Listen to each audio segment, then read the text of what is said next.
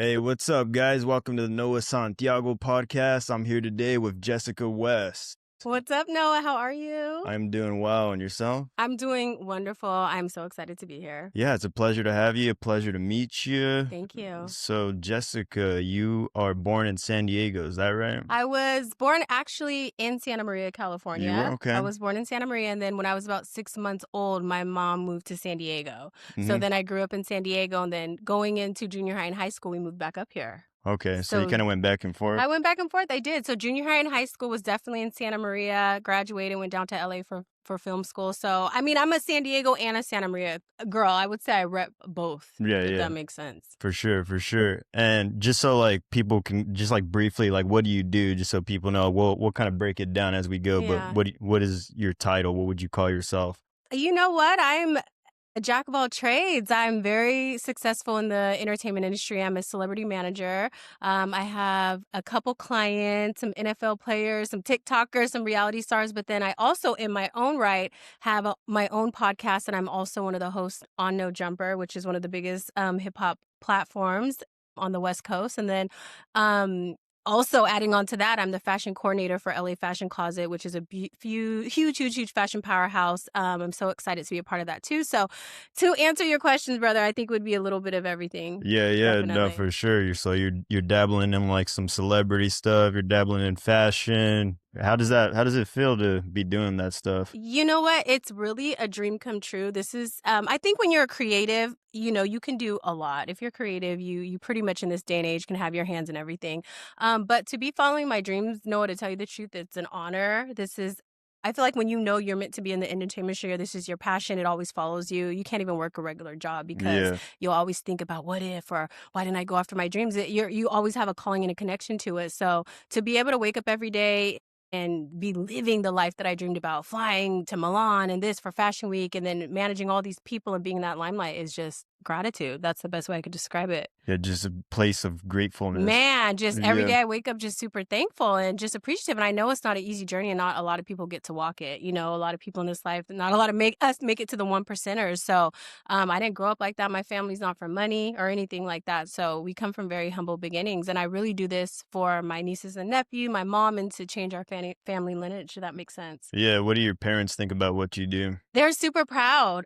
I think my mom always knew that I was going to be some type of entertainer or be in the limelight. I mean, I was gnarly in school, Noah. I never missed a day of school. I used to get awards. I was in every single play, every single thing they had going on. So I think if I had her opinion, she would just kind of say, yeah, girl, I expected it. I Yeah. knew you was going to go off in life a little bit. And you think your mom knew that before you did? Yeah, I think she saw the talent. Early on, I was doing a lot. I belonged to a theater in San Diego at only 7 years old, where we did productions all across the Navy bases in San Diego. And I think that was our first inkling.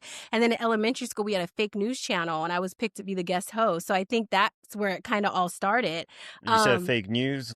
It was just like, when the kids give I'm old, okay? So back in the day, they used to do like with the schedule for the day. Hello, today at this elementary school, we're going to have pancakes for lunch. So it was kind of that, and it turned into a little show. They would show you the screen in the morning versus someone doing the announcement. And I was the girl who did the news for them. Right. And this is like 3rd grade, 2nd grade. So this is like, I was going off already. Oh, Trump would have loved that, huh? He would have definitely loved that. Yeah, different times back then, different times. So okay, so let's see. So you went to Rigetti, I right? did, yeah. Shout out to Okay. Rigetti Warriors. I used to rule that goddamn school, let me tell you. Did you? Yeah. Can we curse on here? Is Oh, yeah, you that can do type of whatever- party? yeah, you can do Okay, whatever you- period. Yeah, Rigetti, you know about Jessica West.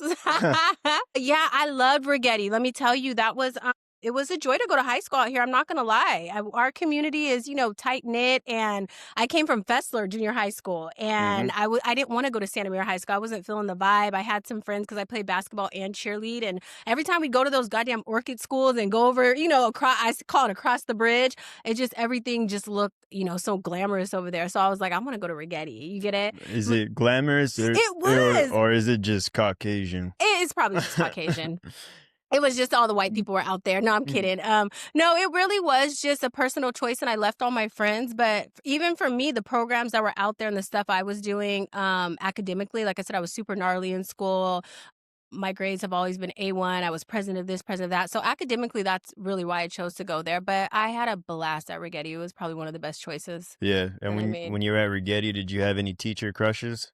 You know what? I don't think so back then, but like I said, I used to date every single like star athlete. So if San Luis Obispo had a star quarterback, that was my little boo. Oh If yeah, Santa Maria High School had it, and then I had on my 18th birthday, I invited all of them in one hotel room. Like I thought I was the shit. Okay, so no crushes on the teacher, but back then when I was in high school, babes, we didn't even have MySpace yet. Do you get it? So I yeah, grew yeah. up right before the generation where MySpace came out and all that shit like And you that. guys had to So talk to each other. we had to literally talk to each other. And I can't even imagine being in school with that because it was already enough drama as it was. Adding Hmm. social media, adding phones to that, it would have been a whole nother level, right? Yeah, Definitely. Yeah. that's crazy. All right, so you went from Rigetti to film school. Is that where you went next? Yeah, I did. I went to El Camino College, and then that's in California. I went Hmm. down there, and then I transferred to the American Film Institute, and then I graduated from there. When I was in college, we had to intern to graduate to get a lot of school credits. So they throw you into like working at the Grammys, award show, X Games. So my first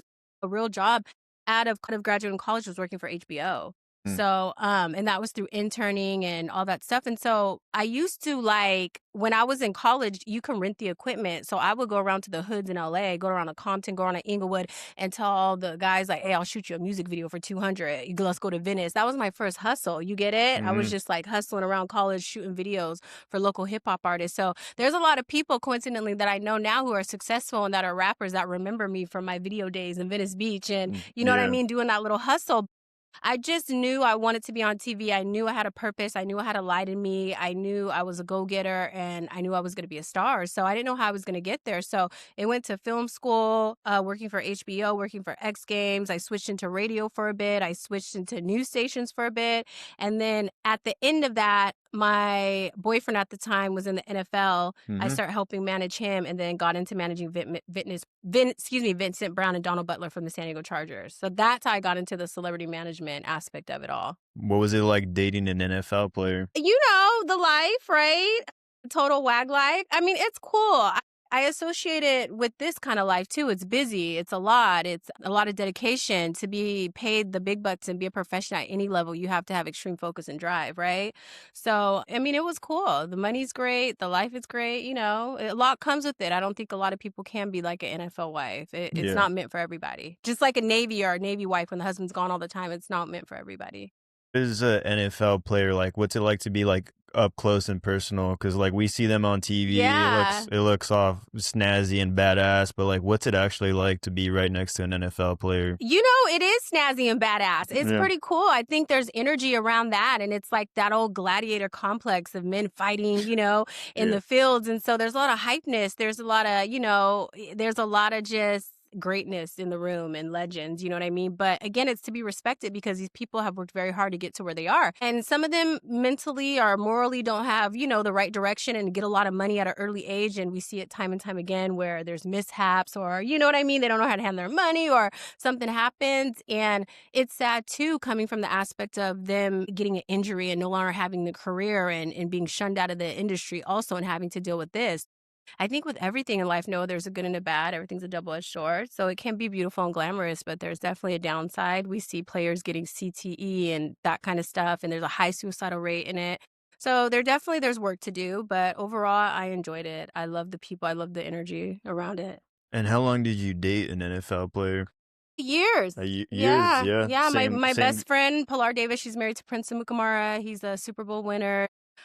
Was on the Giants, a bunch of teams. So yeah, I mean, that was my life for years when I was kind of in the mix of all that, you know? Yeah. So that's kind of how I got into to managing my cousin, Bonnie. She's a big celebrity, but I told her, I used to manage these NFL players. How hard could you be? You know? So Yeah. that's kind of how we switched to that. Yeah, you think women are divas? I bet athletes are the ultimate divas, Yeah, right? you know, no, that's so Mhm. funny. My grandma, she used to work over at the power plant up here, Diablo Canyon, and she worked with all men. She was the only woman there for years, and she used to tell me like, "Girl, men are more catty than women." Oh She yeah. always used to tell me that. She said she would hear them arguing on the thing. So yeah, I mean, I think that's definitely a stereotype Yeah. for sure. Yeah. And were you managing NFL players for years and you're still doing that today, or how did that Yeah, go? Yeah. I still do. I have a lot of different clients now. My, what would you say, Rolodex has expanded. You know, I have an interesting career. I'm a giver, I'm a helper in this life. I really believe that I'm here to be of service. And there's some people in this world that can motivate people and speak life into people. And just through me helping these people, it kind of elevated my own spotlight and gave me a career through this, which was amazing. I didn't have to try too hard, you know? So that's kind of a blessing in itself, if that makes sense. Yeah, yeah, yeah. Yeah. That's a very interesting place to be. You don't hear about that every day. Right. So you also went to 95.7 The Beat, I right? did, I worked there for a You, minute, okay, uh-huh. was that after film score That before? was after, actually. I had came back. I would go back and forth between LA, San Diego, Santa Maria. You get it? Just Yeah. different stages in my life, and it was a period of time where I was living up here for about, God, maybe 3 years, 4 years, and I was working at the Beat, yeah, and Uh, that was awesome. yeah, what was that like? It was dope. I worked at a couple of other radio stations, one in San Diego and one in Los Angeles. So it's a small community up here, but for where we were at the time, they were bringing up Justin Bieber. I remember that, New Boys, and they had a bunch of, you know, we were doing street work and the street team, and I think DJ Erec was there at the time. And it was a good little bunch. I really enjoyed it. Jeff Lyons, who's actually the show producer, he was amazing. I still talk to him to this day. He moved down to a different station in Los Angeles, but it was just a small community. You know, the Central Coast is tiny, so our radio station is our radio station, you Yeah. know? It was a lot of support and a lot of love, and I used to love the events we threw. And you were a host on there? I started interning, so I was in the office, and then, yeah, they had me on air too. Mm. Yeah, so it was really, really, really cool. Wow, so, like, you've always kinda had a voice or, like, some type of platform then. Yeah, definitely. And so working in between radio stations and news stations, I worked up here at the news station. I worked in San Diego at Channel 10. All those skills, they're very different though. You have to have a degree to work at the news stations. You have to have proper grammar. You have to be able to edit and do script and all that. And it's not a radio station where you're having fun and out there with the street team and you can casually talk as if you're kind of on a pod. So it's kind of two different worlds that I had to step in. But all that experience from all those different worlds, I think, kind of make me even uniquer in a way, And if is that not makes is sense. 95.7 the best radio station in the I 805? would think so. Yeah? I would think it is, yeah. No, like, not even a debate. I don't think it's a debate. Yeah, I know they try little pop-up ones here and there, but I would think they have it in the bag. I think Jessica Carroll is there now. I'm actually good friends with her sister, Emily Carroll. She went to Rigetti, but she's been in radio for some years now, and I think she's the program out there right now. So shout out Jessica Carroll if you're watching this, girlfriend. I see you doing your big one at the B, and I'm proud of you, girlfriend. That's what's up. Shout out Jessica, you said? Yeah, Alright. another Jess. So, I mean, like, radio is dying, right? It is unfortunately dying, like, I would say 10 Noah. 10 years, it's dead, right? Talk about it, man. We live in a day and age where streaming and all this internet is more prevalent now. And yeah, being a musician is not what it was once. You know, you can be like a Celine Dion or someone like that and have a whole successful music career and legacy. And just how fast AI and the internet has changed the world, it is kind of like everyone streams, everyone listens on the internet. So it kind of is a dying force, I would say. You know, why do you Yeah. need to tune in when you can have so many different avenues to listen to music now that are easy accessible and you listen to what you want when you want? Yeah, and, like, with that, like, Hmm. it's getting more convoluted because, like, almost anyone can be a singer or a rapper these days, so, like, how Anybody. how hard or how easy is it to make it if you wanna Yeah. make it in that industry? Yeah, it's really gnarly right now. We live in a really interesting time. I was just actually having this conversation with my family earlier at dinner because it's like we live in a day and age where you have to catch people's attention within 5 seconds, right? Critical Mm, thinking and everything is so fast paced. You have 10 seconds to go like this, and you have to be able to tell who, what, when, where, what you do within 5 seconds. Do you get it? yeah, And I yeah. was just telling my family, Vegas, the city of Vegas, I saw New York Times is now investing billions of dollars into content creators versus investing money into billboards or the old school way of advertising. These businesses and conglomerates are aware of the social media wave and how much their influence is more powerful than now doing an old school commercial or doing a billboard. Yeah. So it's like the power in that. It's very, when other time in history can you DM a CEO? Whenever time in history can you send your music directly to somebody and you have a high probability of them actually looking at it? We're so connected with the internet now. So it's like a grandma could be famous, a cat could be famous on TikTok. Like For it's sure. like you have this chance where when I grew up kind of in Hollywood, you still had to do it the old school way. Like I told you, we didn't even have MySpace in high school or Facebook yet. So it's like you really had to work in Hollywood to get where you are. And kind of kids nowadays have it so easy. You know what I mean? They could just make a viral video on TikTok and your whole life changes and you get thrown into the spotlight. So it's encouraging to me. I tell people, if anytime, go for what you want to do, because you have so much access to that right now. It's going Yeah. to take determination. It's going to take drive. It's going to take consistency. It's going to take work, like anything. You get it? You're going to have to put work behind it. Yeah, to me, it's very interesting. And I Yeah. think more than anything, for a lot of people, it's scary. I don't think it's Yeah. something that's talked about all the time, but just like the fact that people's attention spans are Oh my just goodness. depleting Right. every second. And yeah, it's like you wonder if there's ever going to be just if it's gonna come back and we're gonna ground it back. Like I'm hoping my generation kind of figures it out, but I don't know. I mean, like I see people out on the streets all the time at a restaurant. You just see people scrolling on their phone, and I it's like, know. Well, you see all those videos on YouTube talking about in 30 years, we're all going to be hunched over with like a yeah, hump on our back and fingers all twisted and weirded out because we all are like leaning on our devices. But what do you think? You're a content creator. How yeah. is it See, for you? That's what I want to know. Yeah. Like, that's the irony, right? I mean, right. I try not to be a consumer. I think more than anything, I'm a creator. But Okay. it's ironic because it's like, yeah, I tell people don't be on your phone, but I'm putting shit out there. You're But right. at the same time, it's like, yeah, I want to have a voice. I want to do Yeah. something. But yeah, I would say this past year, it's been like my screen time has been the lowest it's ever been. But I'm Okay. just always doing something, editing, writing. I do stand up comedy too.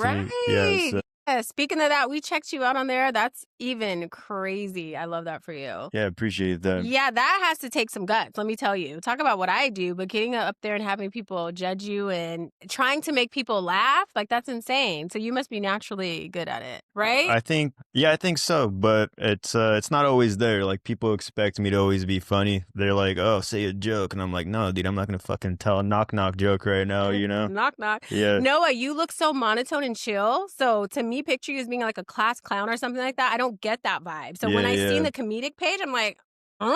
You get it? I think for me, it's more than anything like a creative outlet. Like Okay. I'm a very creative person. That's not something I've always known, but like, yeah, I mean, I would say I have a different persona when I'm on Yeah. stage. I'm a little louder. I do like character voices and stuff. My goodness. But yeah, When's your birthday? Your month? it's next month. Next one, December. You're Sagittarius. Yeah. Sagittarius. I Yeah, have like, like 6 Sagittarius in my family. I love a good Sag. yeah. What are you? I'm Aries. Oh, that's terrible. Why? I don't know shit about Oh, okay. I signs. was like, Yeah. you obviously don't know Yeah. because we're the number one sign and the best sign. No, I'm kidding. But yeah, my mom's a Sagittarius. My sister's a Sagittarius. So good people. Yeah. Okay, Noah. That's what's up. Yeah, I'm Okay, sorry. Noah. Let's get back on track here. Yeah, you were talking about Bonnie Lachey.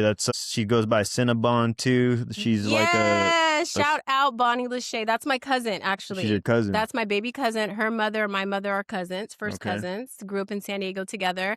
And Bonnie Lachey was featured in Blueface's Bad Girls Club show during the pandemic. That's where she blew up.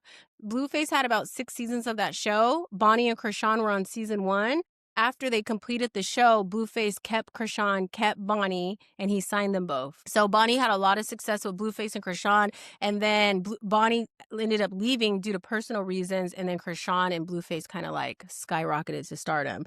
And maybe like a year after she stepped away, I called her and I go, girl, I don't know where you are, and I don't know what you are doing, but Krishan and Blueface are all over the goddamn internet. You get it? You're just signed to him. Like, what's going on with you? And she's like, yeah, well, I had to leave. I had personal stuff going on. And I said, I manage NFL players. How hard could you be? Like I told you, you know? Mhm. And I started managing her, and it's been 2 years. And ever since we start working together, her career has skyrocketed. Yeah. And that's kind of what made me step into the limelight and kind of push my success too, was the virality behind her relationship with Krishan Rock and Blueface. And then she was on DDG's show, Are You My Ball? That was just on Twitch. It was a dating love show, like Flavor of Love.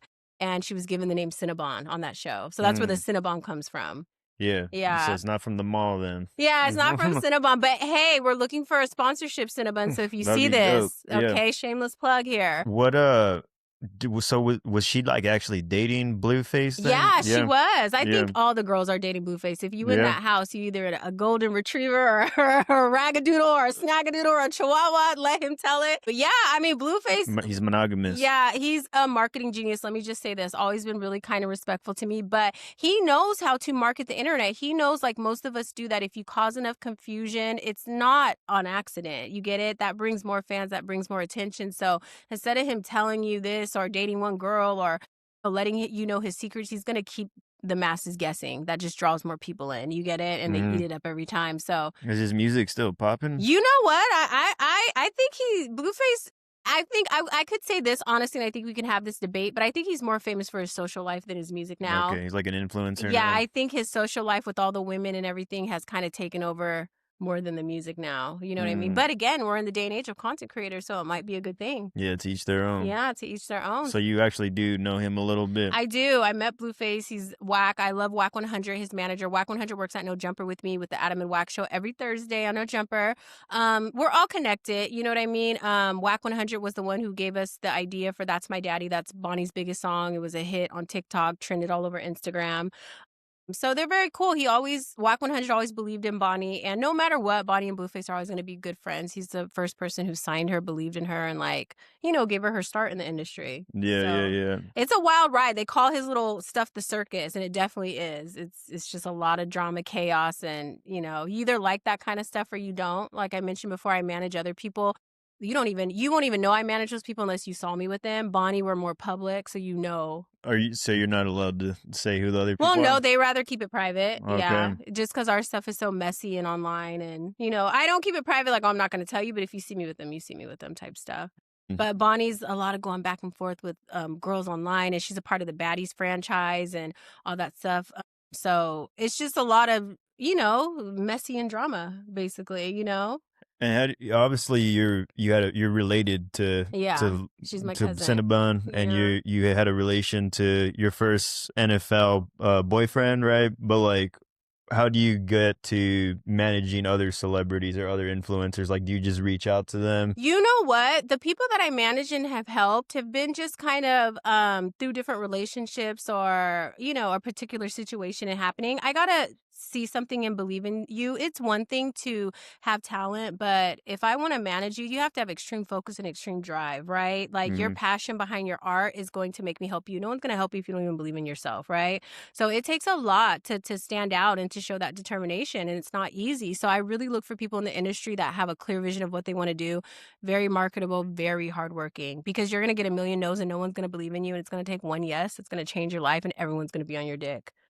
So it's like you either get that or you don't. And it's going to be, and it's not, like I said, it's not easy to be that one percenter. So it's like, if you want that life, we're not Paris Hilton. We weren't born rich. If you want that life, you're going to have to work for it. Right. But Yeah. when you get it, and if you make it to the top, what a glorious life it is. And you would have had earned it. So Jessica, you would say you're good at rejection. You're good with rejection. Yeah, I don't really believe in rejection. I Yeah. think everything has a reason, a season, and you're just here to learn and grow. If you think of it as you're the student of the game, you'll never be disappointed. You get it? I think as everything as a learning experience, and I'm thankful for every piece of information, everyone who's guided me, everyone who spoke life into me.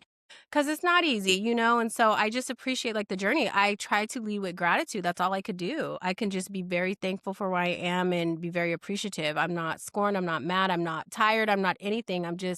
It feels so good to have dreamed this and to be living this. I can't even Yeah. tell you. Yeah, like I hear about like a lot of like the greatest athletes or Hmm. celebrities, whatever it may be. They talk about like before getting there, they had this vision, like they could actually Yeah. see themselves there. Very- Is this something that you did when? Yeah, Yeah. I'm definitely heavy on the manifestation, and I very much, since I was a little kid, it kind of was like that. Even with tests and stuff, like I am very intentional, and I can kind of make things happen, and it's an extreme focus. So yeah, for all my career, every little step I take, I see it, I talk about it like I already have it, I manifest it, and it pretty much comes true.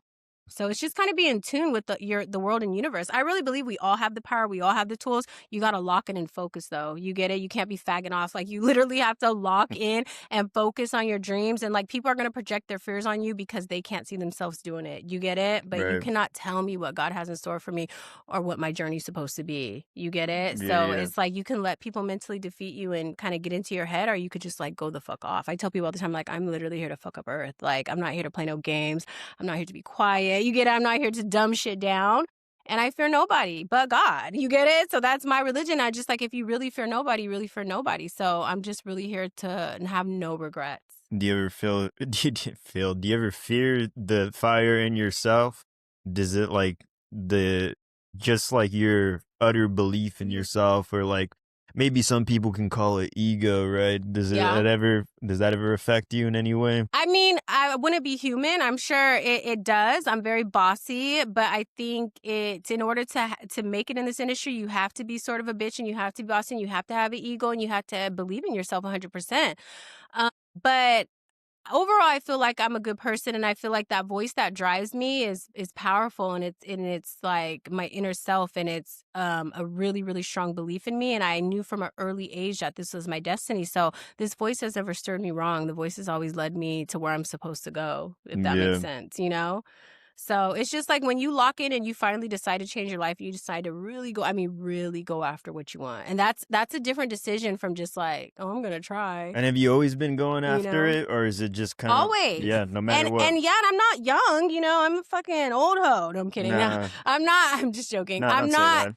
But you feel me? Yeah, I'm not in yeah, my 20s. I've been grinding, and there's been different stages of my life, and there's been times when I almost got this close, and then it didn't happen, and did it. Like I said, no, it's a million no's. It really is. You get it before like you really step up, but if ever was a day for you to change your life, it's now. If yeah. ever there was a time to really fight for your dreams, it's now. So it's just you believing in yourself. If you see it, you want it, you believe you'll get it. But it has to start with you. That's Yeah. like the biggest thing. Do you got like a morning affirmations routine or I have something a like that? lot, boy. Yeah. I be everything. Money comes to me easily. I accept all blessings today. I am magic. Like I say that all. You get it? And I speak like it's already here. Like I'll be in my car and I'm like, thank you, God, for my Rolls Royce. Like, you know, like Yeah, yeah. just saying, but it's like everything I want, I get. And I really work hard. My team is amazing. Shameli Diaz, my publicist, Brandon Delaney, our production team. We have a good team around us. It's a small team, but we all are kind of on this same journey. All my teammates have different talents, and we're all just like, I met the perfect people hungry for life and wanting to go up with me. You get it? And so it's just we push each other. And they say I'm fucking crazy, and I am, because you really do have to be crazy to be in this industry, and you got to kind of be psychotic. You know, it's really like a psychoness, and it's like you're really you against the world until you like prove to people. Yeah, you gotta have a certain level of neuroticism Yeah, or craze if you wanna you do, do. if you really wanna make it in the You do. spotlight, right? Yeah, you really I do. gotta admit, you know, I'm not, Listen. there's a for sure a screw loose. I mean, Yeah, I'm I doing, I don't, know. I know I seem like, oh, like this real stoic guy or whatever, but like sometimes I'm just like, fuck, dude, you know, I Yeah. wanna just fucking Oh, no, I feel beat you. the shit out of a goat or something, you know? I'm just joking. No, that's the funniest shit I've ever heard. Me Yeah. too, though. I think we all got some shit going on. Everyone got some Yeah. shit going on. You feel me? I'm jealous of people that are just like always level headed. It's Yeah, just I don't know how some I people, know. I don't know. Life be Those are lifing though. yeah. Life be hella lifing, and it really does. And shit with me too. There's so many times where I had to kind of step away or take a break because there's a lot going on or it gets overwhelming. But again, like I said, like I will do nothing else in life. I'm going to make it to the top. I'm going to be uber successful, and I just can't fucking wait. You get it? And I've just had so much success in these last years that is even surprises me. Like I think no one was ready for it. We're all kind of shocked. I think my whole family's adjusting to it. It's been a lot. When I first started this, I had to sit down with them and be like, listen, y'all gonna see shit you don't like. You're gonna see a lot of people are gonna talk about me. It's gonna get crazy. I had to literally sit them down to like prep them for what the fuck was about to happen. They get it now. They get it now. But it's hard for even your mom to see people online talking about you. And she's like, my mom's like, my baby, she's not like that. Like she's such a good girl. But I'm like, Mom, you don't understand. Like I almost need the bad more than I need the good. And it's sick to say, but that like drives the machine. Do you get it? And when you really get how the marketing goes, like you accept the bad, Yeah, you you like the know? drama then? I mean, for us, it works. You know, it works for what we're trying to do. And being on NoJumper and covering hip hop news, I mean, we got a lot of messy shit to talk about. You know, but I'm really super proud of NoJumper. I love them. Adam22, shout out to you. Josh, NoJumper, shout out to you. Poetic Flacco, Remo, my brothers, Lush, Uno. I love those guys. And Jefe. They're just have been super supported. I have been trying to work for them since probably before the pandemic. And I wasn't even in the right place, right state of mind. My sister even went with me to go to shoot a tryout video for them. And it wasn't the right time yet. And I got a bunch of denials from them. And so to finally be at the platform and to be with that great network is amazing, because being at NoJumper is just opening doors. I'm now hosting different festivals and getting hit up about so much stuff. And it's not the end all be all for me, but it's definitely elevating my career. Yeah, tell me more about NoJumper. Like, so I see you're kind of featured on there, like on their news channel. Yeah, and stuff. So I do the news. I went to the NoJumper host competition. They had 60 contestants fly out. They live streamed it. It was from 6 in the morning to 12 midnight, and we had to do challenges. And I mean, it was a bunch of different content creators, and there was like Riz challenge, boxing challenges, podcast challenges, and I made top 15 out of 60 people. So I already knew NoJumper, and I had already been there with Bonnie and Krishan and Blueface. We have millions of views across the platform. Brick Baby, my brother, who's in jail right now, free to Brick. He actually had me, he had me on the podcast prior, and I was a guest host to him. Then he gets locked up. So I try out for the host competition at NoJumper, and then it was just like my moment. Everything connected. I had elevated with Bonnie enough in my career already, I guess, and just to kind of the stars aligned to where they now allow me on the platform. Yeah. So it's awesome. I'm so excited. It's something I really wanted. Like, I'm different. When I get into buildings, I really shake shit up. I don't just sit there and not use this magnificent opportunity that I have. So just the little weeks I've been there, I've just been shutting shit. And then when Blueface got out of jail, of course, because his connection to Bonnie, it made my clips go up even more and super viral. So it's been an interesting last couple weeks with him getting out of jail and all the virality behind it. And it's just been kind of wild. But when Blueface went to jail, we were just starting, me and Bonnie. You get it? I was just starting to manage her. We hadn't done all this crazy shit. We hadn't elevated. And so now for Blueface to get out of jail and we're kind of like bigger than him now is kind of cool. Yeah. Yeah. What did he go to jail for? I think he had some stuff to do with Krishan. It was like not violating probation. He had a case in Las Vegas too where he allegedly shot at someone. He still owes the city of Vegas money. But he got a 4-year sentence, and he did too. And while he was gone, Bonnie was out here fighting with Krishan and going back and forth with baby mamas and going viral. So, it's kind of like Bonnie and I kept his name alive. Yeah. I want to say you owe me a thank you, Blue. No, I'm kidding. And like, how often are you like currently at NoJumper? Like, what's your involvement like? Yeah, it's just whenever Josh calls and we want to get on schedule, we're in rotation. There's about, 11 of us. I also have my managing career, and I'm this fashion coordinator. So I'm super, super busy, but I just go, kind of when I want or when I'm asked to be on schedule. Yeah. Got you. So do you know Adam22 personally? I do. Yeah. Yeah, Adam's what is really he like? Cool. Sounds like you, kind of. He's very monotone, and which is not a bad thing. It's a good thing. He's one of my, there's not a lot of people in this industry that make me like, like you can throw The Rock in front of me, the hottest guy, Tom Cruise, I don't care. There's certain people that I really respect, like Gordon Ramsay. You know what I mean? I think I would just die if I saw Gordon Ramsay. Yeah. And Adam22, I was such a huge fan of him. He's kind of one of those people for me too. I really, really loved the NoJumper platform when it first started. It was like Adam22 was catching all these young up-and-coming hip-hop artists before they hit, the XXXTentacions. He did a lot of those early interviews, and then the artist would blow up. And I come from Santa Maria, where I grew up going to Pozo and going to Andre Nicotina and Tech Nine and all these underground concerts out here. So that was like my thing. So when I see NoJumper and kind of Adam was connecting to that specific genre of finding the artist before they hit, I really resonated with it. So I'm like, this podcast is different. Everyone else is giving, big time rappers publicity, but this guy, Adam22, is kind of finding the sweet spot and the sweet talent around the city, if that made sense. So that's why I was attracted to it. So yeah, it's kind of a full circle moment from all these times of me trying out and all this, me being a super fan of them, to now being at the host competition, now being one of the hosts. It's so surreal. And were you a fan of his prior work or the porn stuff? Yeah. Adam's freaky as fuck.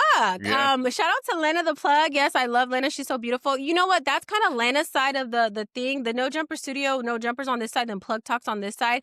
And they've had an uber successful porn career. And I think for them too, they interview the guests and then they have sex with them. That's like their thing. What's the name of that show? Plug talk. It's And Plug that's Talk. something that hasn't been done either. In the porn industry, you make buku bucks. I mean, I would imagine her porn funded the NoJumper. Do you get it? And so everyone has walk of lives. I don't judge. I think it's very creative what they've been able to do, and they're uber millionaires. And I just think like that's pretty interesting. And as long as you're okay with doing whatever you want to do with your body, hey, that's on you. Adam is so respectful. He doesn't try to recruit us to go to the back or nothing crazy. Like I be getting questions like that. Like, are you with NoJumper and Plug Talk? And I'm like, no, I'm just on the NoJumper side as of now. No, I'm kidding.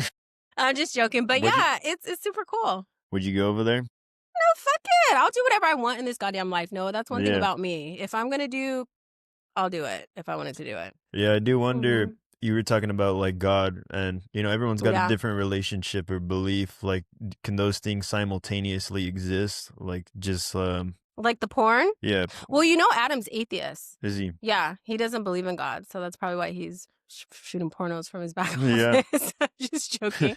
No, but I think your religion is to each his own. We are all sinners. None of us are perfect. You get it? Yeah. And I think at the end of the day, nobody truly knows what any of this is. You get it? And I think we're all just trying to figure it out. Yeah, I think we're all gonna laugh when we finally see the big picture and be like, oh.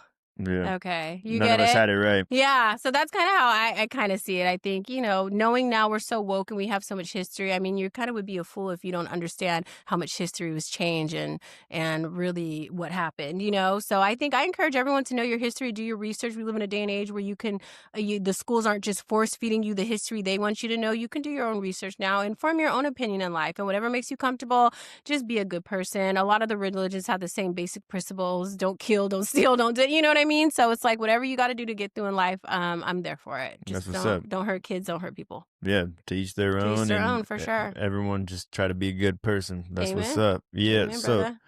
on NoJumper, that's like so like okay, for me, I was telling you like I don't really like consume too much social media, but like from the outside looking in, that's like a very like boisterous, loud social media platform. Yeah. Like how do you look at it? Well, it is no doubt the number one hip hop podcast on the West Coast. So that is like an accolade you want to definitely, give them their flowers for. Academics is a huge Vlad TV. These are some of these big top guys in media and hip hop media. It is, and it's evoluted and it's changed. Like I said, when I first started watching, it was Adam in the back of a shabby little studio interviewing all these cool ass up and coming rappers, and it's become more media based, more drama, more stunts being pulled, more gang affiliated stuff. They just had a full blown NoJumper Rico up there where 4 of the hosts went to prison. It's a lot. They had a huge racial debate with Bo Jackson and Hellcat, and so it's a lot of, I think, with everything. Like we talked about in media, everything is just such a short complex now. I think you constantly have to push out content. You constantly have to entertain. So it did go from being authentic to now, being a little more publicized and more viral moments being pushed out for sure. But that's just him going with the times. That old algorithm of him just sitting in the back with one up and coming rapper just doesn't work anymore. You know what I mean? Just because of the way society moves so fast now. Are they kind of like, would you say they're like a hip hop version of TMZ? Is that like a good way to put it? I wouldn't even say that. I want to say Harvey is a little more classier than us. But definitely, Harvey got his start on People's Court. He's an amazing attorney. And TMZ is one of the most incredible news sources over CNN. I think they covered like the Michael Jackson trials. And I was in high school and they had the Michael Jackson trials up here. Yeah. But TMZ actually broke the Michael Jackson death. And I think that really elevated the platform. But I think NoJumper is more for the youth. It's more male dominated, you know what I mean? And it's not a TMZ because TMZ is just strictly given the news. NoJumper, you will know about their host background. There'll be messiness between the host and the artists that come up. So it's kind of, if I would say, a news platform and a reality show. That would be the best way I could put it. You get it? Because the hosts are very much intertwined with the drama. Yeah. TMZ's not up there doing that. Harvey ain't playing that. What do you talk about when you're on there? Everything. We have a list of topics we want to talk about. We get a list to go over and give our opinions on them. You know what I mean? Good or bad. I'm on there because, as you can see, I don't hold back. You get it? I say what I want to say, whether it's fair or not. It's just my opinion. You get it? Or how I kind of see things. So, I mean, it's cool. I haven't had no crazy ass NoJumper crash out moment yet, but I guess obviously it's a rite of passage. They say whenever you're there, you're going to have a moment where you either argue with someone. But when I used to go up there with Bonnie, we've already had like 4 different fights up there. So I think I would like to say I already paid my dues. at Yeah, NoJumper. Yeah. And that's like I said, we have millions of views across the platform already. So it just made sense. Like I had always trying to get up there. And I think, like I said, it was just the right time. why no jumper? Like you talked about you wanting to get on there pre-pandemic. Like why? Yeah, I just peeped the game. I'm very good at spotting talent. You get it? And spotting something before it hits. There's a lot of things that I see and I'm like, oh, that's gonna be big, and it goes so big. Just because I can kind of tell. And so I just knew Adam had something there. Like I said, he was tapping into up and coming hip hop artists, these hungry artists. He's tapping into the kids. He's, resonating with the music, all the new hit music. And as we know, the kids are the conglomerate. The kids are the culture, the kids are everything. So if you can tap into the kids, you're always going to win. You get it? If you can Mm-hmm. tap into that young culture, that's your parents buy the music, your parents buy you stuff. So it's like you interviewing these young rappers and these up and coming people. It was just like he had kind of the younger generation in a chokehold. You get it? With his content. So again, Jumper has switched different levels throughout the years, but I mean, that's where everybody wanted to be. So during the pandemic, I know that's when No Jumper really blew up because everybody was at home and couldn't, leave their houses. And he just had so many, a lot of the stars we see now, 6ix9ine, Slump God, a lot of these earlier people that were nobody, NBA Youngboy, got their start at No Jumper from coming to Yeah. that platform. So he puts people on. He put a lot of people on, yeah. And it's fucking cool, dude. He's like an ex-BMX rider. So it's like white boy cool, dope shit, sublime shit mixed with fucking ASAP Rocky, hip-hop, West Coast Tupac shit. It's like a mix. That's California, baby. Like, that's the vibe. You get it? So, I mean, the people that get it, get it. Does that make sense? Who are some of the cooler celebrities you've met? I've met a lot of people, Noah. I mean, what do you mean by cool? Like just they just that I think are cool? Because like I said, I fucking like Gordon Ramsay. I don't really think nobody's cool. you met him? So. You met him? No, Oh that's what no, I'm saying. That's got the you. one Yeah, person that I would just like die over. yeah. You let him scream at you about your shitty. I want him to. I want to shitty like. cooking. Yeah, I want to have like a birthday party, and I come out, and he's like, "Make a fucking steak." Yeah. And I'm like, not on my birthday. Yeah, something crazy like that. I've met so many people, like just about everybody in the industry I've met. You get it? I'm nice to everyone, respect everyone's cool in their own way. I haven't had no crazy stories where I met someone and they were disrespectful. Katie Got Bams was just on No Jumper. I was a big Chief Keef fan when he first came out, and she was one of the drill artists coming up during that time. And so she was at the platform, and that was really cool to see her because that was kind of surreal. Whenever you're a fan of someone and then you meet them, I was like, oh my God. So recently, that was really cool. I met Concrete Boys and Trippie Redd for the first time. I just went to the Strong Music Festival out in Vegas. Shout out to them. That was really fun. And Trippie Redd is one of my favorites. So to see him finally live. Pretty dope. Oh, God. Yeah. Obsessed. So that was pretty cool. Yeah. I mean, I'm a simple girl. I mean, I like what I like. So I don't really get crazy when we meet people. I have to meet them a lot on No Jumper. So, you got to keep a cool head. Yeah. And for like the average person like myself, I'm looking at them and sometimes I think about celebrities and I'm like, the first thing I think is like Illuminati or like, oh, like these guys are possessed. Mm-hmm. There's something. They got some shit going on. There's some weird shit going on. Like, is there some of that stuff going on? I think for sure. 100%. God damn it. They haven't invited me in there yet. And I can't wait. You haven't made it Take that Illuminati money. You didn't get to taking pictures. I'm just kidding. You didn't get to the Diddy parties? No, they don't want my ass in there. I'm psycho.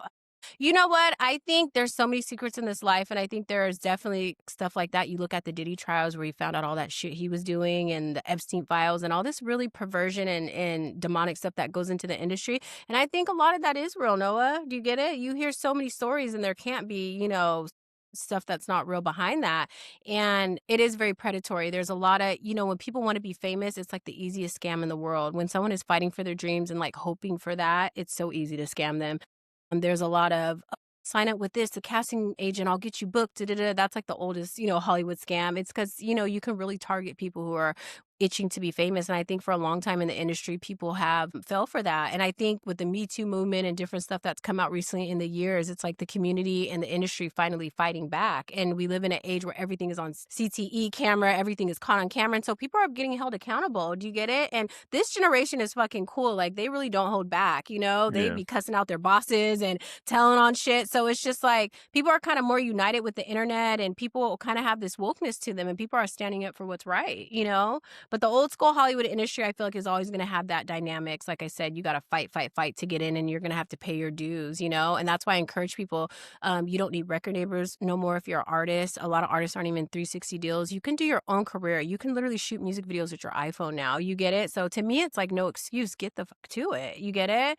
So it's like you don't need all these big people that used to use you and abuse you. And you know what I mean? You make one album for them and then you owe them 12 albums for the rest of your life. It's just like so crazy. You could really have your own team, your own career, and really start from the basics and have a successful career nowadays, if Yeah. that makes sense. Yeah. When you meet someone, you meet like a star, a Mhm. celebrity, can you like sense their energy? Can you like tell if they're like fucking like, Yes, they I'm an got, yeah, empath, number 1, so yeah, yes, I have met people where looked at them right away and just was like, "Oh, no, something's off with him." yeah. You get it? I've been roofied before in Oh Hollywood. yeah, Yeah, I've been roofied. that's I've had people unfortunate. people slip stuff into my drinks. Unfortunately, I made it home and nothing happened, but that's just what I mean. It's there's a lot of predatory behavior, and it's very sad. And I hope to see in this recent years, coming up, I hope people stand up more for that and there's a change. And I do respectfully see a change now, people calling people out and you know what I mean? And kind of holding people accountable. There was a big iHeartRadio case going on and people are starting to call out the record labels, call out these big festivals and stuff like that. And that was like a no-no. When you used to do that, they would ban you from performing at the iHeart Festival for years. So people never spoke up. But I think as more people advocate and start to talk about some of the problems behind the scene, I think it's just gonna, make people have to be accountable. Yeah, so you think 100%. these artists have a lot more power these days? Yeah, 100%. If any time in history, you literally have all the power. And in it's front of interesting too, like, but like a lot of kids don't want to be rappers no more, Noah. They want to be streamers and content creators. They don't want to be football players. They want to be like the Kai Cenat. They want to be streamers. So that this internet shit has really taken over. It's really the new wave. And the money too. It's not back in the day, you really don't make money off music anymore like that. So it's just like people got to find a way. And I think we're going to see a lot of people in these next coming years just really go off with the streaming stuff for yeah. sure. Do you think Yeah. AI can fuck that up a little You bit? You know what's think AI? crazy? Right before I started this journey with Bonnie, I was doing an AI podcast. So I was teaching AI, teaching chatbots to school. I was working with Coach D, and we had a AI podcast. It was called AI Tools and Jobs, and we discussed all the latest AI news. And I don't think people understand AI's here. It's not going nowhere. It could write you a book in 2 seconds. It's doing stuff that people couldn't even dream of doing. So it's going to change a lot of jobs. I think the one thing that is going to stay prevalent, even with AI, is like a human connection. So if you're able to do like reaction videos, if you're able to bring a service to somebody still that a computer can't do, you're always going to win with that.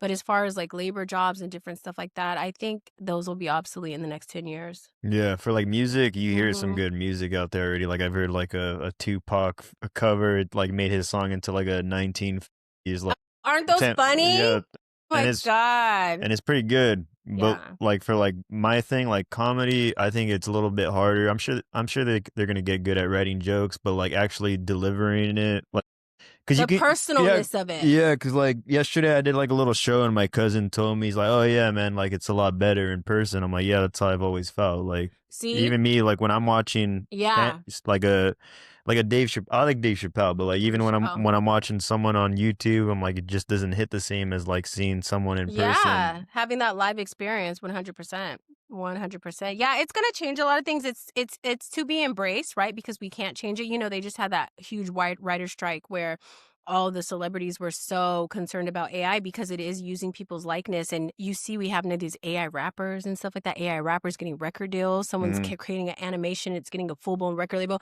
When you have Kalani and Sweetie, who are already established rappers, don't even have a record deal. yeah. So it's concerning, but it's also an opportunity. And like I said, if you learn chatbox and you learn AI right now, you will definitely be a millionaire in the next 5 years. What kind of AI stuff were you teaching? Like I what was teaching specifically? chatbox AI. Yeah, Like what is that? chatbox is like the program used for AI. So AI is like artificial intelligence. That's the name for it. And then chatbox would be like ChatGPT.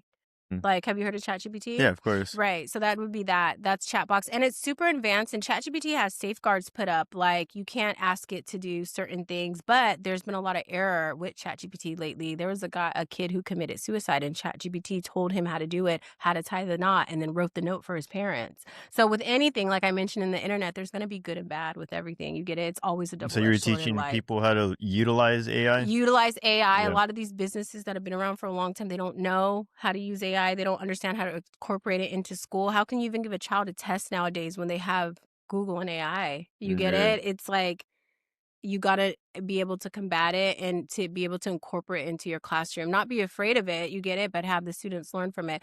So we were teaching it to schools, we were teaching it to businesses. And after I started managing Bonnie, I stopped doing the podcast. Always planned to go back with it and reshooting my season, but again, everything just took off. Yeah, so you're doing all kinds of I things. am. How do you balance it, or is there just there's no You know, it's balance? just go Yeah, time. The just lights are go. Just on. keep going, Yeah, right? it's like the lights are on. It's go time, baby. Yeah. No, it's just yeah, you got to stay extremely busy. It is a lot of work. No, I'm not gonna lie. I'm hella tired. Yeah, but it's just like I said, I'm so grateful, and I'm not gonna stop on my dreams because this is what I prayed for. You know, I'm aware that it was gonna get busy. I'm aware that it was a lot of sacrifice, a lot of time away from my family. I miss a lot of birthdays. I miss a lot of family events. That's really hard for me, but I hope my family knows that I'm doing this for them to change their life, and I hope the reward is sweet at the end, if that Hmm. makes sense. So Mhm. before you got where you are today, you can kind of foreshadow that it was just going to keep getting busier and Oh, busier. 100% because Yeah. we were gonna go up. I didn't plan to just dabble my foot in this, you get it? I plan to come in and take over. And have you had any moments of Mhm. burnout? Yes. Yeah, a little bit. You definitely get moments, especially what I do and kind of the platforms I'm on. There's a lot of public opinions, and you have to be so strong to be in this game, to wake up online and have to people drag you all goddamn day. I went into this knowing that I was going to be talked about, and you got to accept that right away. Do you get it? And if you're Mm. going to let those people affect you, like you need to go be a nurse or something, or be a teacher because you are going to get talked about. Michael Jackson, Beyonce, till this day, Sexy Red, everyone gets drugged all damn day. Cardi B, it doesn't matter. The people are going to talk. They're going to have opinions, but you want them to have opinions. The best thing people could do is debate about you, whether it's good or bad. You just got to keep them talking. Any press is good press. All press is good press. That's what's up. All press is Yeah. good press, and you always have a chance to change it. America loves a comeback story. That's what we live in. So it's like there's no more cancel culture. I feel like we've seen people come back from that. Even 6ix9ine people who went to jail for being a rat, they're having amazing careers. It's an interesting time, Noah. It really is, if that makes sense. Yeah, so you can fuck up and people forget about it. Yeah, you There's really people have a have quick memory. the attention spans like this now. Yeah. You really have a chance to kind of reboot yourself. So I had a kid from Santa Maria hit me up the other day and he's like, yeah, my name is, did I saw you on NoJumper. Like, I want you to manage me. Did I? And I went to his page and there was like nothing on there. And I just gave him advice. I'm like, you got to take You got your, to put yourself out you got there. to put yourself out there. Like, you got 10 seconds to show me who you are. Your music should be linked to your page. You should be posting every day. And I wish I had people to kind of help me when I started. So I always try to give little tidbits and advice. But I told him, like, it's go time. Hmm. You shouldn't even hit me up yet. You get it? You were like not even ready, but it spoke so much life into him. And so I've had people that I told that to and they hella got their shit together. And I checked back with them a month later and they were signed to this and doing this. And I love when I kind of see that, you know, and I see people took my advice and they really went off. Yeah. Yeah. You ever afraid of something like putting too high of an expectation on something? You're like, I want to get to this level, and then once you get there, it's just like, oh, it was not as great as I thought it was gonna be. Yes, that Like you you're know going, what? Every single milestone or everything thing we complete, like being the fashion coordinator for LA Fashion Closet, going to Milan, having sold out shows in Milan, that is something that, like, me being a part of the fashion industry, Met Gala, I didn't even know I could do that. Do you get it? So there's moments where I sit back and when we're in Milan and I'm on my balcony, I'm like, I can't fucking believe I made it here. Do you get it? That shit's crazy. Like, so it's just crazy. Like, yeah, I have moments like that all the time where I'm just like, wow. And even sometimes we'll complete stuff. We'll do this show or we'll sell out this. And I'm just like, oh my God, okay, what's next? Like, you work so hard to get there. And then when you get there, it's just like you got to remember to live in the moment, kind of, because it still feels, you feel the same, if that makes sense. Like, you still feel the same.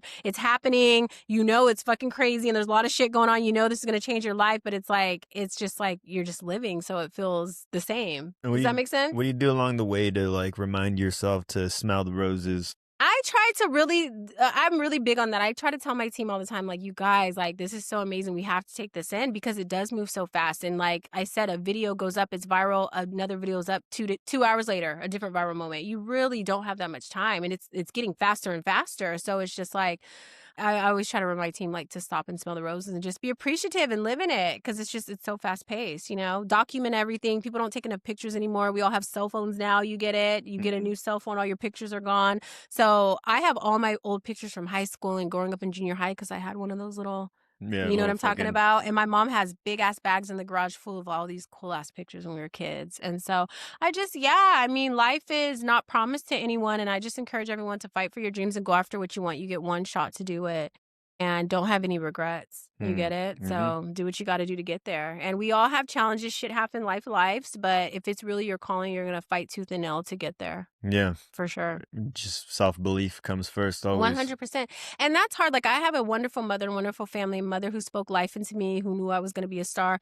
A lot of people don't have that. Even Bonnie, my cousin, she speaks about that. She grew up in foster care. Her mother had 9 brothers and sisters. They were all awarded to the state. And she has a powerful testimony, and she does a lot of charity work and work for young women because she grew up very harsh. And so, can you imagine her trying to navigate this life and people talking about you and all the shit she went through with Blueface? It's like, a lot of my job as a manager is speaking a lot of life into my clients and motivating. And it's really special with me and Bonnie because she's my cousin and she's grown so much through this journey.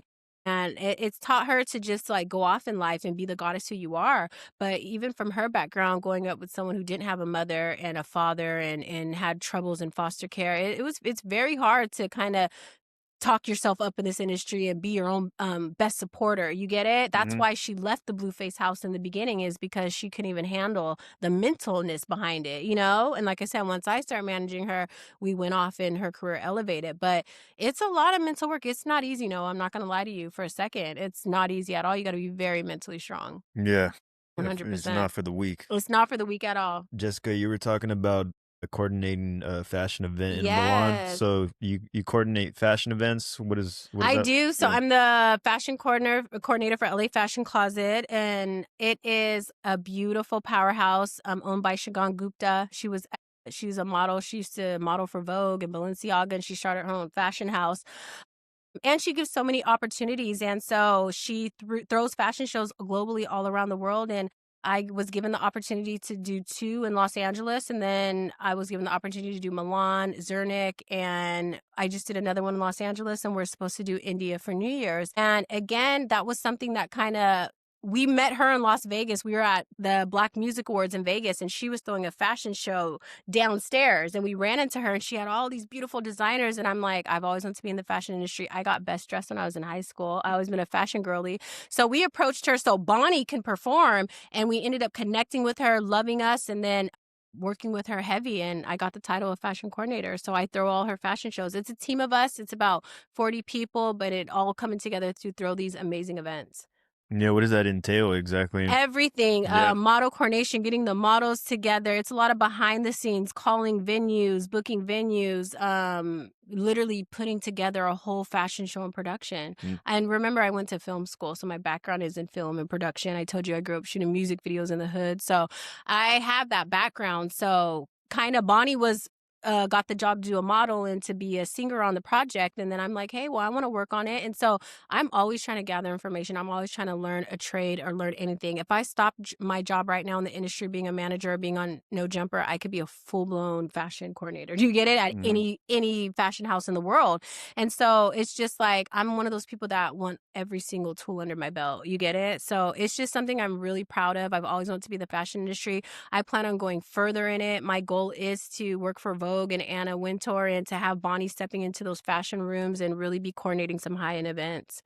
And Shagan is like, I can't even believe that she's taking us around the world with her. Like, it's just been amazing. So that in itself is like a dream come true. Yeah, that's really cool. It's Yeah, cool to thank hear. you. I appreciate that. Yeah, it sounds like you got a whole lot of shit going on, and I know I'm honestly, like, psycho, huh, yeah, Noah? He's like, what do you do? yeah. What you got? What kind of freaking meds are you taking? I'm down for give me some of Yeah, that. you need some of that Yeah, I shit, need some of huh? the Really get you some of going. that Adderall, whatever you're taking. Man, I'm just Yeah. super, like I said, high off life, happy, and like I said, have been wanting to get to this place, and just I don't know. I'm in this part of life. I'm a little older now. You know, a girl got to go through some things in life, but I'm just appreciative. And have you? I wanted to ask you: have you been tapped into like the streamers and kind of that new generation, the Kick No, Kids or the Twitch Kids or anything no, like that? no. I think I got an old soul. I don't. Yeah, I don't really watch anything.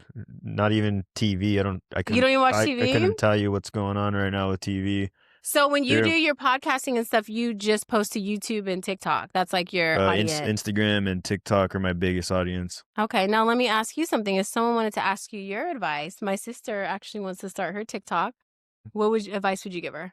Just do it. Mm. That's the easiest advice. I mean, people have asked me like, "Oh, like I think about doing stand up," or like, "Oh, I think Okay. about doing this." I'm like, "Oh, well, the hardest thing is just doing it." I you love know? that advice. Noah, she Yeah. actually got on TikTok live for the first time today, and we were so proud of her Oh, yeah. because we told her like Nike, just do it, girl. Yeah, and I think that's the most thing. I think that's great advice. You just got to kind of go for it. I was kind of doing that too with certain things. I try to plan everything out, and then you just got to fucking let that shit ride. Yeah. You got to let that shit ride. I mean, what's better to just see this shit in your head or just do it? You know, I feel like a lot of my young adult life, I'm just like daydreaming, and Yeah. I'm like, why the fuck am I daydreaming? Let me just fucking do it. do and Yeah. dream and do, you know? And I'm not trying to like gloat on myself. I mean, like, I still got a lot to learn and Yeah. hopefully just keep pushing to and elevating. You know, I don't have like a clear vision, but like, I know the little steps I want to take to eventually do something. You know, I know I'm a different kind of guy. I don't like the fucking mundaneness of a regular life, you know. Okay. I'm sure you know what I'm talking No, about, you I know. feel you. Yeah. It's I'm here for that it. shit gets boring, you know. Heck yeah, I'm here for it. But I also know I've also learned that's just part of life. You know, Yeah. you got to do chores, you got to fold your fucking clothes, you got to do whatever it is, do your taxes, you know. But yeah, hopefully one day I got a fucking maid or a butler or whatever it You may be, will. you know. Yep. Keep working hard. You'll have all that shit. Yeah, Period. that'd be dope. I don't even it'd just be nice to help the family out. You know, that's something I Yeah. forget about too. I feel like as you're in the pursuit of something, Right. it can feel a little selfish, but at the same time it's like it's not selfish if you know you got to work on yourself to ultimately elevate the people around you, right? Exactly.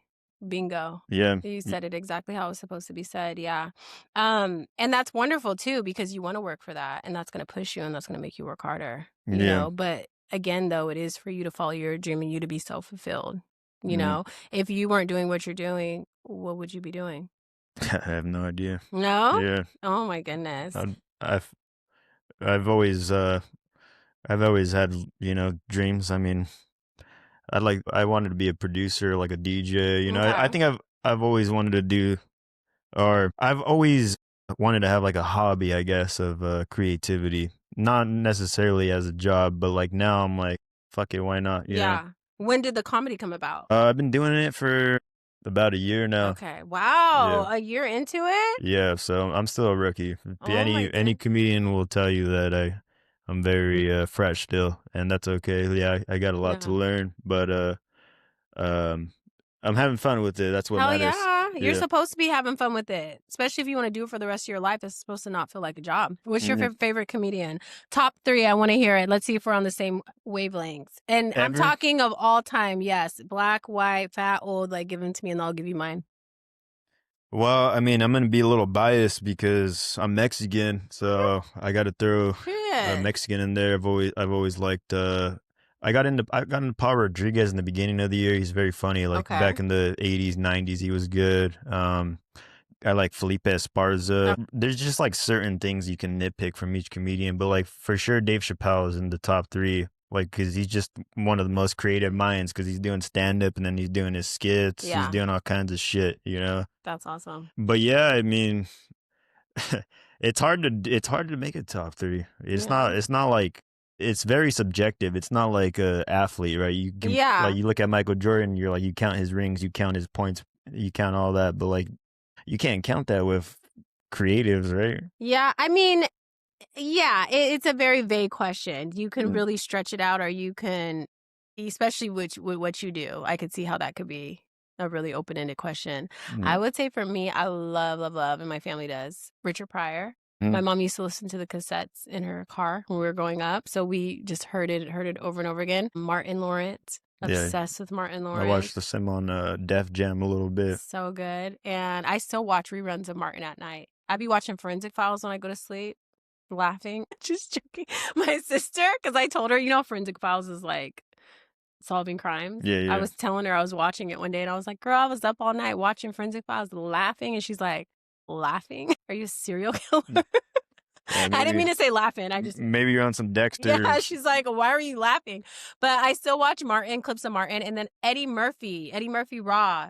My mom used to have those tapes too. Yeah, it's my mom's favorite of all time. Oh my God, Yeah. so good. It's hard for me to get with it. I think it just it doesn't translate to the generation, but I Eddie Murphy is for sure. He's one of the greatest. Just to because he was doing all kinds of stuff too. He did TV, Ahead of his movies. time, yeah, and not to Yeah. mention he had a whole hit single. Oh yeah, Party All the Time. Yeah, I fuck with Key and Peele too, and I think what they have been able to do with the haunted movies and moving into that genre has been phenomenal. You know what I mean? The Key and Peele show, and then they had Get Out, right? The movie, and then a couple Us was the other one. And then there's some fucking Amy Poehler, like the girl Melissa McCartney. Those are my girls too. What's the movie when they were the wedding? You know what I'm Mm. talking about? What is it called? What is it called? I forget what it's called, but I mean, there's so many good ones you can name. I love George Lopez too. Are you a George Lopez fan? He's all right. He's all right. Yeah. Okay. What about Eddie Griffin or like Bernie Mac? Do you like them? I haven't really ever You watched haven't gone him. into Yeah, them? no. Oh, okay. Yeah, it's I for sure got to watch Bernie Mac. I hear his name a lot. Do you like Yeah. Jerry Seinfeld? A lot of people reference Nah, him from back in the nah. day. He's No, really? nah, he's a little too simple to me. Oh, okay. Yeah. You like sarcastic comedians? I like imaginative, Imaginative. Okay, yeah, that's where you're going with it. yeah. Okay. I like I mean, like Dave Chappelle. He just makes up scenarios, Oh and my like God. Yeah. that's the kind of His goddamn skits he used to do, the Prince one, the basketball game one, like that shit lives rent free in my head all the time, talking about Prince and stuff like that. So you have a comedy show. We've been seeing it coming yeah. up. What's that about? Oh yeah, I got a comedy show December 12th, Okay. Guadalupe Social Club. Yeah, it's just I'm producing my first show in Guadalupe here, and bringing local comedians, some of my friends, just people that I think are funny, people that are gonna have a good time. Now, does Santa Maria have a good community?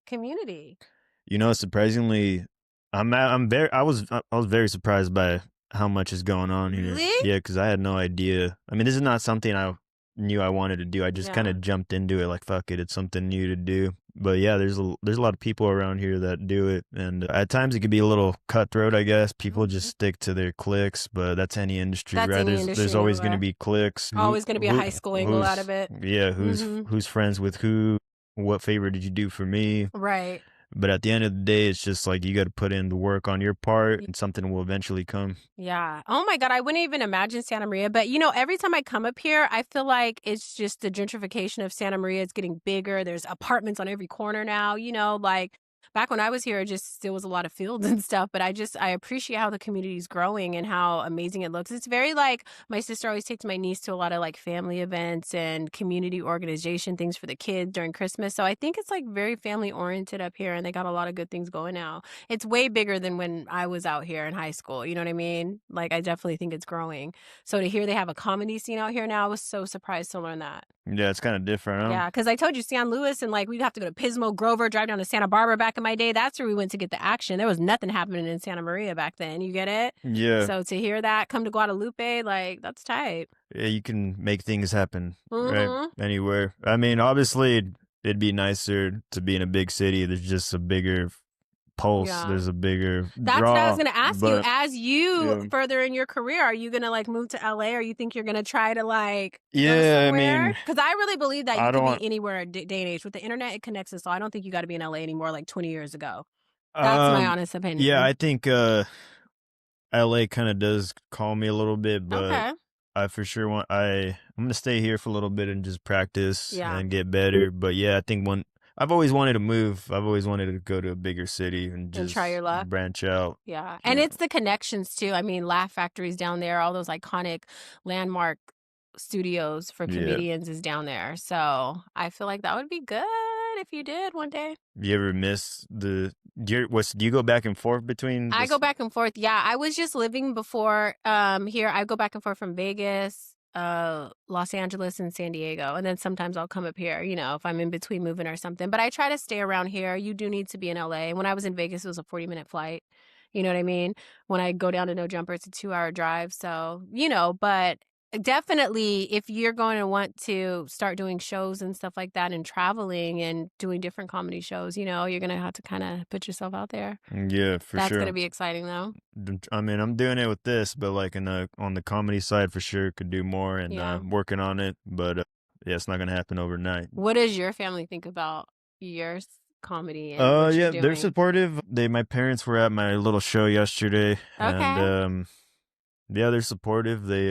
they can see that it's a genuine passion. Period. I think my mom's just always wanted me to do something that I enjoy Period. because yeah, she knows I'm different.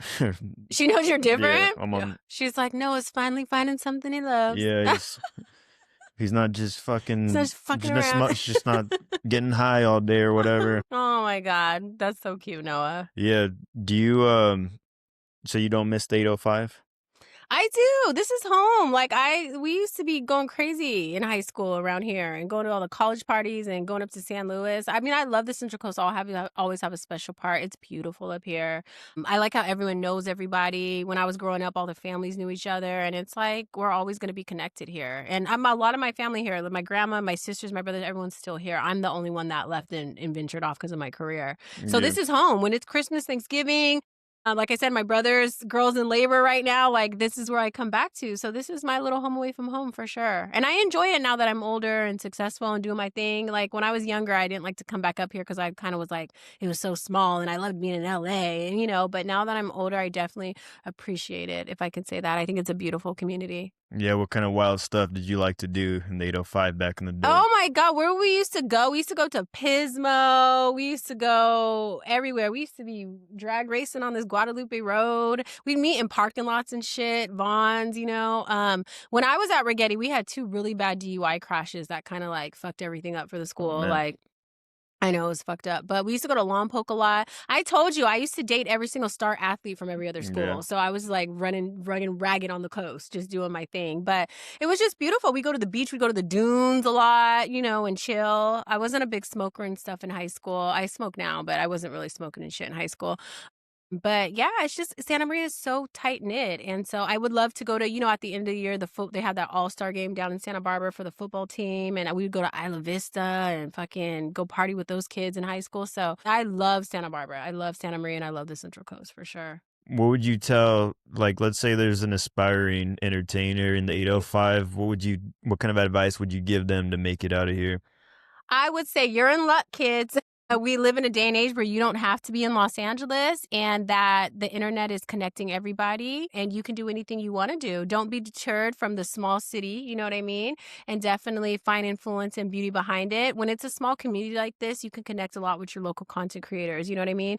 Just being up here, like I said, I've been connecting with a lot of different content creators. You know what I mean? And there's some girl that I met also who has like a Cinnabon restaurant out here, and I'm gonna go do some content for Cinnabon, Bonnie, Yeah. and all kinds of stuff like that. So it's just about supporting each other too. Like I said, you always want to have good energy. A lot of the connections I make in the industry is because my soul and my personality and who I am and kind of who you know. There's been situations where I've gotten opportunities just because of the aura and me being kind and just helping somebody out, and they remembered it. So you never want to be bigger than the program. You get it? Like that shit could always be taken away from you like that. So it's like, don't ever think you're better than anybody, right? Mm-mm. And just work hard. Like I said, we live in a golden age. Anyone can make it right now. It's just really up to you. Are you going to put in the work? Are you going to go off? You have all these beautiful locations out here in Santa Maria. You can shoot music videos at the beach, use your iPhone. I mean, get some content at the club. So you have the algorithm to make it happen. Definitely in this Mm. day and age. I feel like it's easy for people in a small city to put themselves in a box and not see how big the world is. Oh, for sure. So, what can someone do if that's the case for them? You know what? I encourage everyone to go out there and see life, but everybody's different.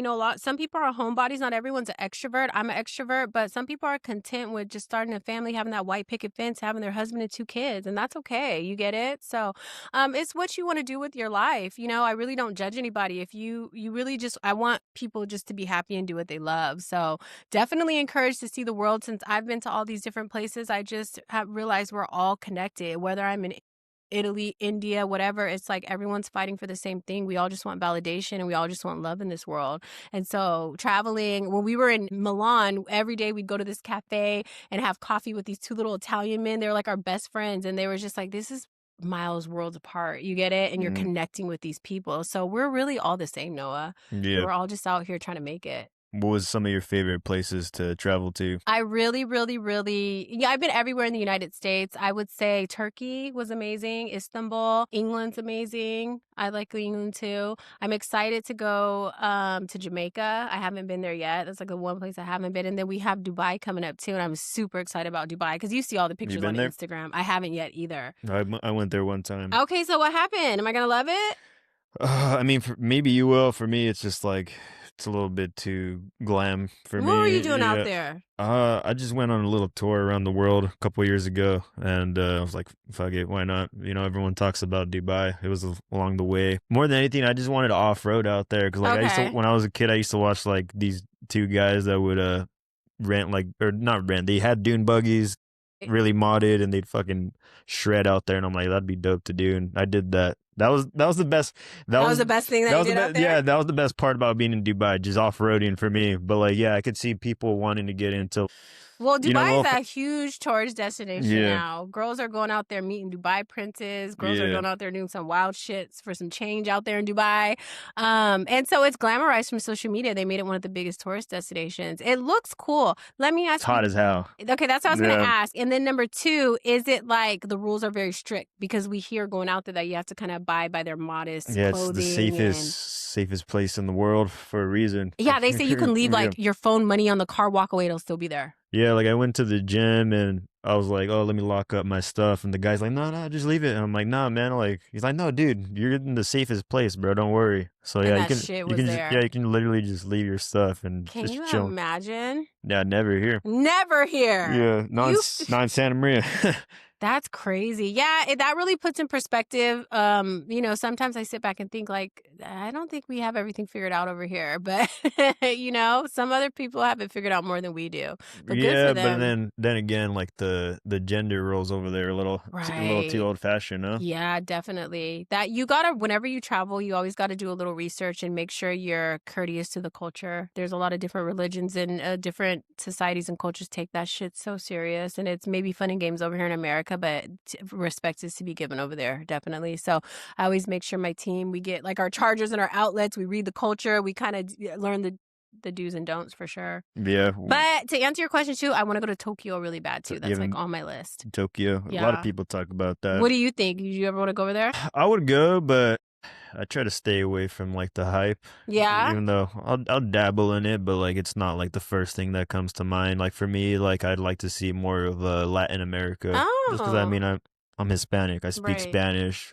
I can understand the language. That always helps, you know, when you go somewhere and you're like, Yeah, okay, like I can hear this guy's trying to rob me in Spanish, whereas you're in India, you don't know what the fuck they're saying. exactly. Yeah, my publicist Shameli, she's Puerto Rican and she helped big time out in Milan, even though, she doesn't speak Spanish, she's Puerto Rican, but it's Hmm. similar enough. So we got by a lot from her translating. But what's the one place you would want to go though? Someone gives you right now, Noah, $50,000. Go do what you want to do. Where are you gonna go? 50 G's? Yeah, that's to spend on your trip too. I'm gonna go to multiple places with 50 G's. Okay, well give me two.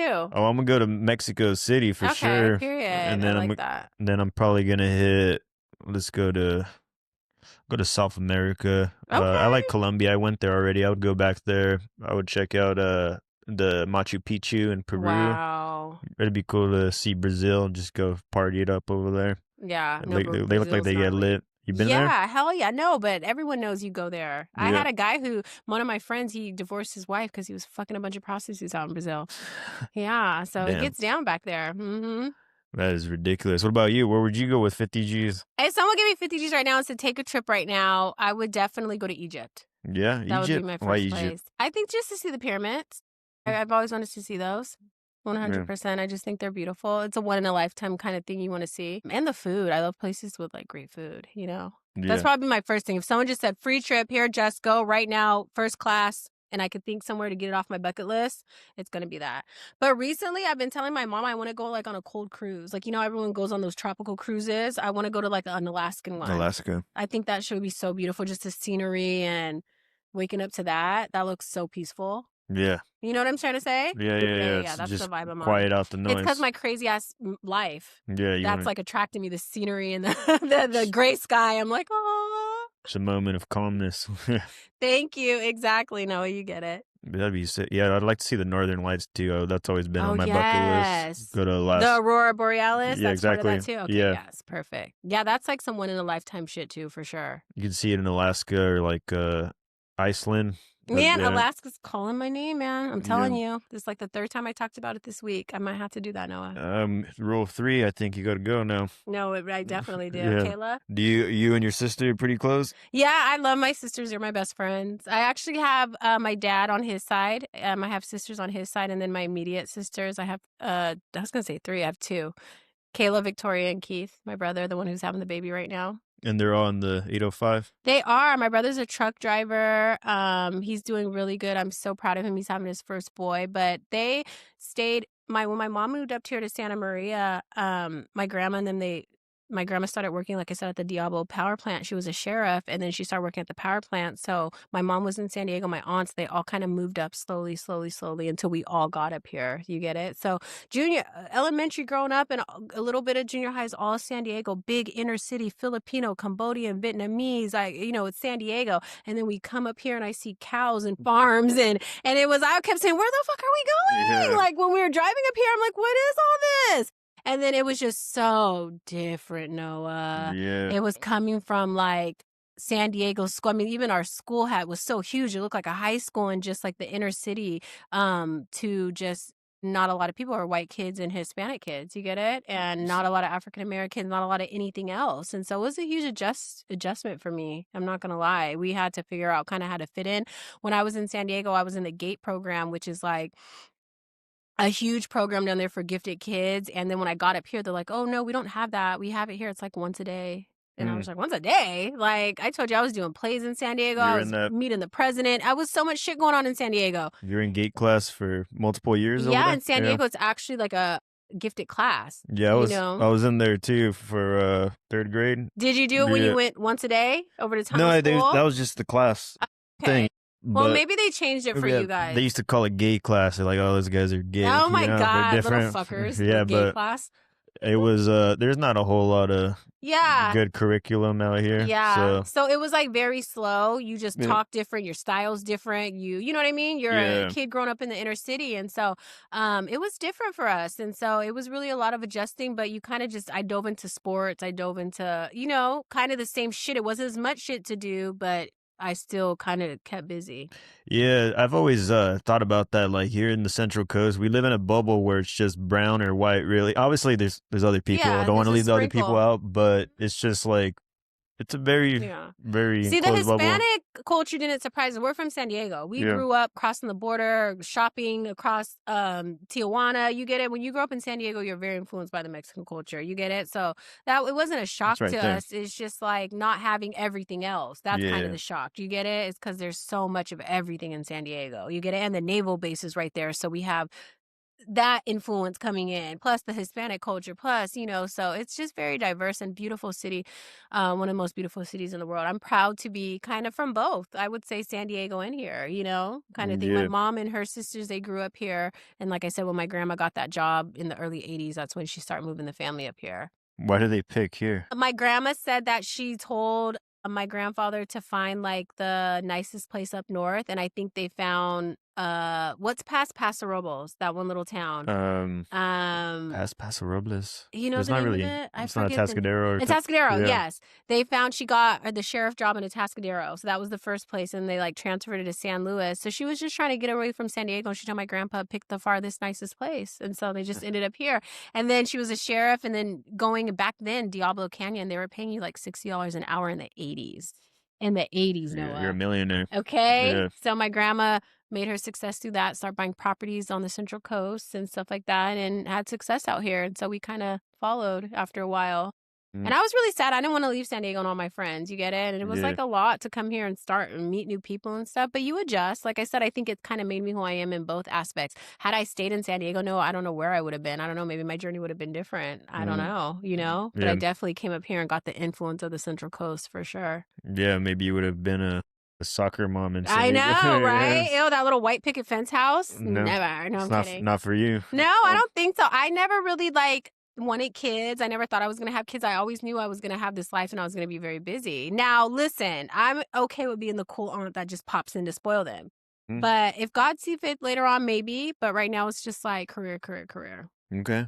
That's good. You know what Yeah. you want. Maybe I might be like a Kardashian and have like a surrogate later or All something right. like that. Yeah. I'm just Pull playing a with Michael you. Jackson. Pull a Michael Yeah. Jackson, something. Yeah, yeah, yeah. We'll see. So, Jessica, what does the future look like for you in an ideal world?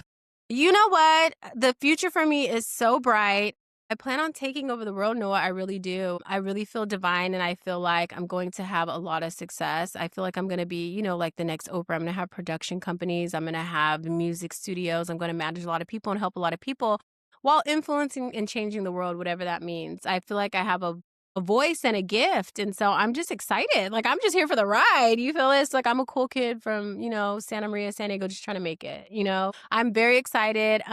Just keep watching me elevate. We have more fashion shows coming. Like I said, working at NoJumper, there's so much more hosting opportunities and just kind of keep following our journey. Mhm. Yeah, That's it's what's been up. amazing. Yeah, it's great conversation, Jessica. Is No, there, I love yeah, you. You're the yeah, best. thanks for coming out. Is there anything else you want to mention? Any shout outs, anything?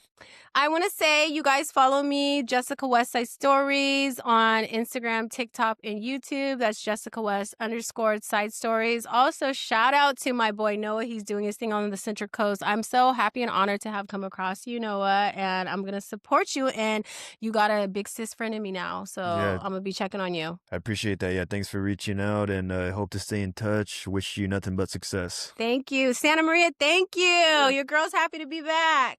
Thanks for tuning in, guys. Peace out.